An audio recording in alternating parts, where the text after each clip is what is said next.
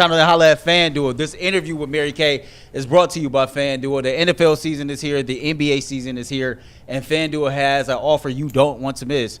Right now, new customers can bet just $5 and get $300 in bonus bets. If you win, that's right. Pick a bet, put down $5, and if it hits, you will unlock $300 in bonus bets to use across the app. It makes watching football even more exciting when you've got a little something riding on the action. So what are you waiting for? Visit FanDuel.com/UCSS to download the FanDuel app today and get started. With that, Cleveland Browns beat reporter Mary Kay Cabot joins the Ultimate Cleveland Sports Show. Mary Kay, how you doing today? I'm doing great, guys. How you doing? We are doing good. You kind of started this last week. You kind of hinted at during the bye week why you think the article in Cleveland.com you put up, you said why you think it would be a good idea for Kevin Stefanski to give up play calling to Tommy Rees. Kind of give the viewers your thoughts on that, and why did you think that this was ultimately a good thing for the Cleveland Browns? I just thought they needed to do something. You know, these defensive guys are just ready to blow. So I really felt like the offense and Kevin Stefanski needed to show that they were willing to do something to prove that they'll do whatever it takes to wake up this sluggish and dead offense. And they weren't going to get a new quarterback. They weren't going to get a new receiver. So in my mind, the only other really sort of bold move that they could make would be to turn that play calling over to Tommy Rees and see if he can't get something a little more out of this offense. Now, I think it's also a lot better to do it right now when they're heading into the easier part of their schedule. You probably would have been throwing Tommy completely under the bus to try to expect him to get through that gauntlet that the Browns have just gone through, that really, really rough part of their schedule. Now they're in the easier part, and it's a better time to have Tommy take over. What is the difference between Kevin doing it this year, giving up play calling, and last year? Because last year with Ken Dorsey, I think we seen maybe one game where it was like really good. Then outside of that, it fell off the cliff. And then this year, why should I expect something different? Well, we really don't know what to expect, but I think Kevin and Tommy are a little bit more aligned in their football philosophies. I think they both do value the run. I think that they both like to incorporate some motion. They like to go with the 2 tight end sets. Maybe they'll even use some 3 tight end sets now. So I think they're just maybe more on the same page with their philosophy than Kevin and Ken were, and I don't think you'll see maybe as drastic of a change. What I'm hoping to see for the sake of Browns fans and for the team itself is just some new life, some new energy, some new spin and twists on things. Maybe a little bit more run. And if they can't just get it from Quinshawn because the boxes are going to be stacked, then maybe you try a few more jet sweeps and try a few different things. Maybe let Aiden Huntington carry the ball or something. I think you have to get creative. And you guys remember with Mike Vrabel saying once they ran out of gimmicks, well, don't run out of gimmicks this time. Not that you have to be completely gimmicky, but try some things throughout the game to surprise, shock, awe. So maybe some of those kinds of things. It's hard to say. I mean, they're going to have to pull a rabbit out of a hat no matter who's calling the plays with what they have going on here, but at least maybe this will help. Will this move affect at all the chances of us seeing Shedeur anytime soon? I don't think so. I think that that they'll kind of go along the same plan that they had before, which was to give Dillon a nice on-ramp, give him an opportunity to show what he can do over a period of time, knowing that there are challenges all across the board on this offense. I mean, look what Joe Flacco is able to do away from here with this receiving core the way that he has it now. So when you're throwing the ball to, young guys, Isaiah Bond and Jamari Thrash and some of these young guys, a struggling Jerry Jeudy right now, it's going to be hard for any quarterback to look really good. Cedric Tillman is coming back this week, so that should help, because when you need to get down there in the red zone and the only better to have a bigger body target like that, so I think that'll help out a lot. But I don't really know if it will be that easy for Tommy to pull out of Dillon what Kevin hasn't been able to yet, just based on what he has around him. Mary Kay, speaking of, I mean, right now, the last game, Shedeur was injured. We hear reports of him not being at practice or not being out there in the start of practice with the back injury. In terms of, even him being the backup at this point, where is he at when it comes physically, and where is he at on the injury report? Do you think that he has an opportunity or a chance that he might miss this game due to the back injury? Well, I was surprised when we showed up there yesterday and he was not out there at practice, because I thought this was just kind of a one-time thing, that he was going to be able to heal sufficiently over the bye week, and that when we got out there for practice yesterday, that he would be right out there front and center. But he was not, and he is still dealing with the back issue. And if it were me, I would be taking my good old time with this, because you don't really need to have him coming off the bench in a situation that might not be ideal for him to get thrown into his first NFL action. So I would be taking my time. If he's not ready and he still needs some treatment on that back, I would just go ahead and elevate Bailey Zappi again.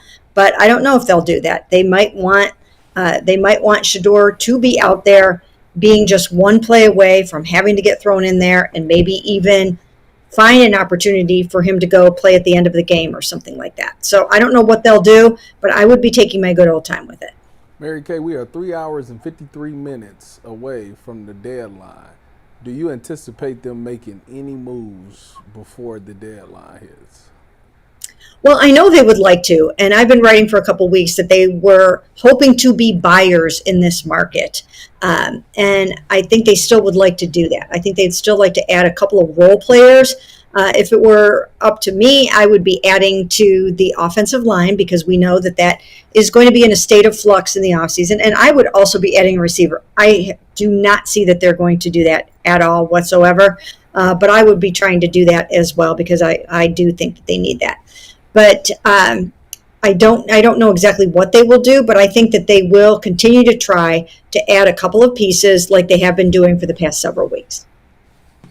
Mary Kay, can we get a injury update on Quinshon Judkins? The fans in the chat want to know. Yeah, I asked him yesterday how his shoulder was feeling. He said he feels fine, and he said he will be ready to go when they play the New York Jets on Sunday. So I think that's great news for Browns fans. I do think, however, that the Browns need to find other ways to accomplish the running game. Malachi Corley, he had 31 yards on that jet sweep. I think they need to try to continue to do things like that, maybe some end arounds, and maybe get Dylan Sampson involved a little bit, maybe a little bit of Jerome, if the box is just going to be completely stacked for Quinshon and he's running into a brick wall every time. You have to try something else occasionally. Mary Kay, if they did so happen to lose this game against the Jets this Sunday, is that officially hit the panic button? No, I don't think anything has hit the panic button this season, because I think they recognize that they have a very, very young team. It's very rookie-centric. A lot of times you'll look out there on offense and you're seeing Harold Fannin and Quinshon Judkins, Dylan Sampson, Isaiah Bond. The list kind of goes on and on. Dylan Gabriel. So I think they recognize what they have this season in terms of the rookie-oriented team. And so I don't think anybody's really hitting the panic button. I think they're looking at this as the foundation for building something good that can really help them 2 years down the road. Maybe even next year, if they have a really, really strong draft again, maybe they can make a little noise next year. But I don't think anyone was looking at this year as their Super Bowl year. Mary Kay, we look at this team and you look at what they are doing offensively. Tommy Rees is going to come in and start calling the plays. You've mentioned before, Tommy Rees was well thought of in the college ranks. You look around college football, there's a lot of open jobs, a lot of jobs coming open. And I think about it like this: if he coaches well and they get plays and they're putting points on the board, he might be a guy that's going to be a guy that's up for a lot of jobs. So with that being said, does that give him more autonomy to kind of run what he wants to run here? Will he have more of a leeway because he is thought about, highly around other circles? Or do you believe he'll just be basically calling the plays of what Kevin Stefanski's offense is and not really having input on things schematically? Well, I asked Kevin yesterday, will Tommy have the confidence to put his own stamp on this offense? And he said, without a doubt. And I think he will do that. He's a very confident young man. He has called plays for a bunch of years. He called them at Notre Dame for 3 years, and he called them at Alabama. So he's actually called more plays than Kevin Stefanski has, or at least pretty close to it. So yeah, I do think that that he will have the leeway to do what he wants, and yeah, he might have some job opportunities in the offseason. And if somebody wants to throw enough millions at him like they do in these college jobs, then you never know what might happen. But for now, I think he's going to go out there and show what he can do with this football team. And he will be collaborating very, very closely with Kevin Stefanski. These guys are going to work on the game plan together, along with the rest of the offensive staff. Chad O'Shea, Bill Musgrave, Deuce Staley, all of these guys are going to come together and and put this offensive game plan together. So it's not like he's just going to be reinventing the wheel or anything like that. But it will be interesting to see what he can do on game day. The other thing that I think is key and important about Tommy is because of the fact he's only removed from the college game, I think he kind of can get inside the head of a Dylan Gabriel a little bit better, perhaps, or a Shedeur Sanders when the time comes. And he was also a college quarterback. And so he understands the vibe. He understands what these guys are going through. And we'll just see what he can pull out of them. Mary Kay, this regime, I should say, they have the ability, they will have the opportunity to draft a wide receiver and a quarterback in the upcoming draft. That's what everybody anticipates that they probably will go after in this upcoming draft. History tells us that the Browns have not done well at drafting a quarterback and developing a wide receiver. What makes this upcoming year different? Why should we be optimistic? Well, one of the things to consider is the fact that they really haven't drafted a quarterback high yet. Now, they did have an opportunity to draft a quarterback high in 2025, and they chose not to do that. They just didn't see the guy there. It remains to be seen if they whiffed on Jackson Dart. I'm going to be very curious to watch that over the next 3 or 4 years to see if they should have drafted Jackson Dart. They're very excited about him up there in New York. And if the Browns passed on an opportunity to take a really good quarterback like that when he was staring them in the face, then I think that's going to be cause for concern. But other than that, they haven't really drafted a quarterback high yet. So we don't know yet exactly what this regime can do when they have a top 5 pick on which to use a quarterback when there are plenty of quarterbacks to choose from. So I don't know that we can say they can't do it. We just haven't seen them do it yet. And then as far as a wide receiver, they really haven't drafted a wide receiver high either.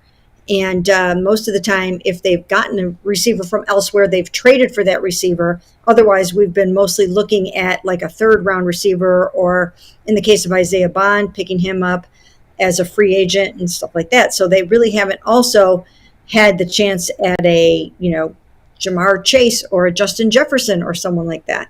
So we'll have to see how it goes. But certainly those are 2 positions that I think they will be looking at very strongly.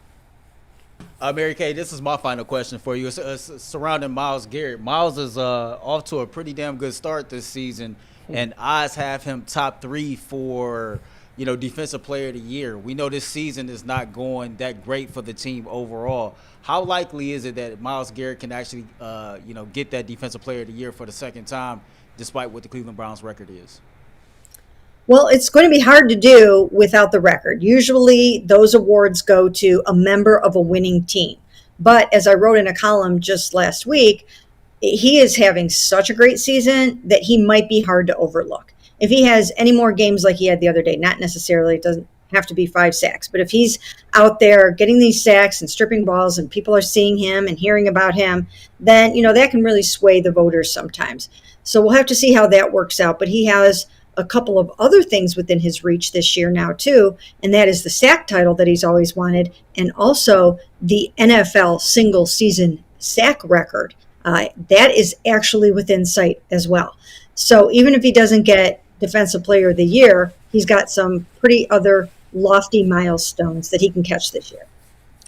Mary Kay, we appreciate you. We'll look for your column coming up this week, and we look forward to see if we can get a Browns win with some changes with Tommy Rees. Sounds good. Thanks a lot, guys.